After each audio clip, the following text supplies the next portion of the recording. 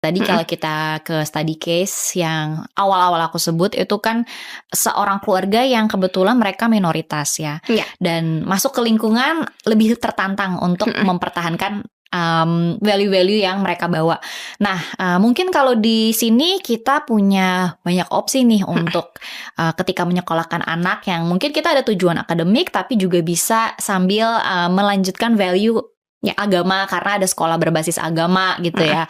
Nah, tapi in some cases juga ada yang mungkin ingin ke sekolah yang tidak berbasis agama tetapi masih ingin mempertahankan value agama. Belum lagi yang tadi ya di negara sebagai minoritas, ya boro-boro gak ada, mungkin tidak ada mapel agama, tapi mereka masih ingin memperkuat ajaran itu, tapi kan mungkin waktu lebih banyak dihabiskan di sekolah anak-anaknya.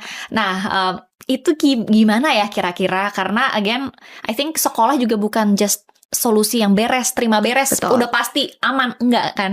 Nah, sebenarnya bagaimana ya Mbak?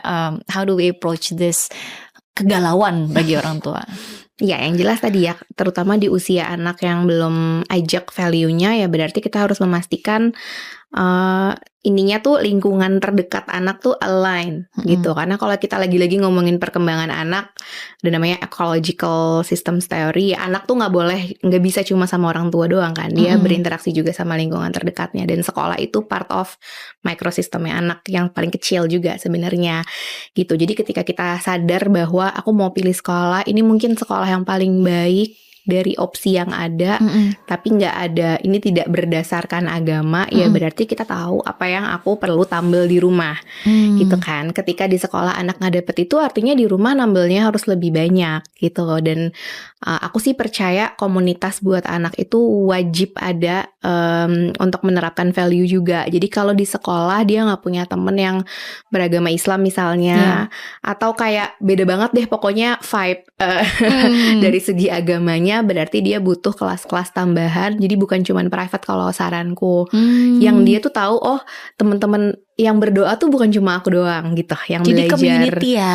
Karena kadang kita pikir kan, oh yaudah les ngaji aja di rumah, ternyata tadi unsur community-nya yang perlu juga ada. Karena itu part of aku diterima kan, I see. gitu. Jadi aku kebetulan aku tahun lalu 2 tahun tinggal di UK nemenin suami S2. Jadi itu kegalauan hidup juga ngelihat. Oh, ini bisa jadi pengalaman real. Iya, dan aku lihat komunitas diaspora Indonesia di sana yang udah tinggal berpuluh-puluh tahun, dan anak-anaknya aku lihat, wah ini agamanya masih pada bagus banget.